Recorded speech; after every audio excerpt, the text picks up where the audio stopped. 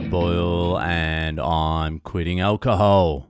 So I woke up last night in the middle of the night with a fucking excruciating headache, and I tell you what, pain is fucking humbling. Nothing will humble you quicker than pain. It's like when you go down to jiu-jitsu and you think you're hard, and then you get strangled and choked out by a white belt with one stripe, and you're like, hey, maybe next time I'm watching the UFC, I won't call everyone fucking pussies. You know what I mean? And last night I was humbled. I knew it was coming on as well because I got that eye thing that I've been talking about for fucking years now. I haven't had it in quite a long time, but now it's twice in like 2 weeks or 3 weeks I've had it. Something happens, light hits my eyeball in the wrong fucking way or something, and it like cuts it. My vision goes completely fucking blurry, like there's a splice in there. I can't concentrate, and then like an hour later, I've got a fucking massive migraine. So last night when that happened, when the cut thing happened, I just went straight to bed. It was midnight. It's never happened that late before. So I just jumped straight into bed and I was like, fucking hopefully I can just sleep it off without any pain. And I did fall asleep pretty quickly, but about 3 a.m., my God, the fucking headache I had, it was like my head was going to fucking pop. I was doing yoga breathing, vipassana, fucking meditation just to get me through. And then I was like, fuck it, I need some painkillers. So I woke my wife up because I couldn't get up. I was down. I'm like, can you get me some painkillers? My fucking head is killing me. And she got me 2. I'm like, get me 4 or something. I need more than that. A couple of little fucking over-the-counter painkillers aren't going to do anything. Get me a stack. So she got me 3. I'm like, that's barely going to work. So I took them and they did nothing. For like 45 minutes after I took them, I was like in serious trouble. I was like concentrating on my breath. That's all I could do. And then I'd get distracted because that's what happens when you meditate. You get distracted. So I would get distracted while I'm trying to concentrate on my breath to stop the pain.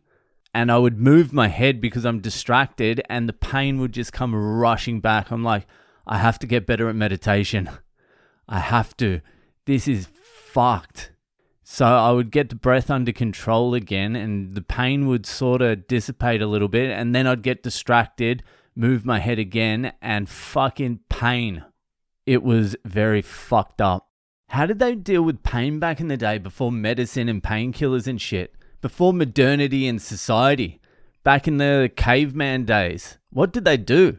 Because if I had a headache back then that lasted any longer than like, let's say 24 hours, let's say 2 days. If I had a headache back then that lasted 2 days and there was no outs, I would be begging these Neanderthal fucks to crush my skull with a fucking rock.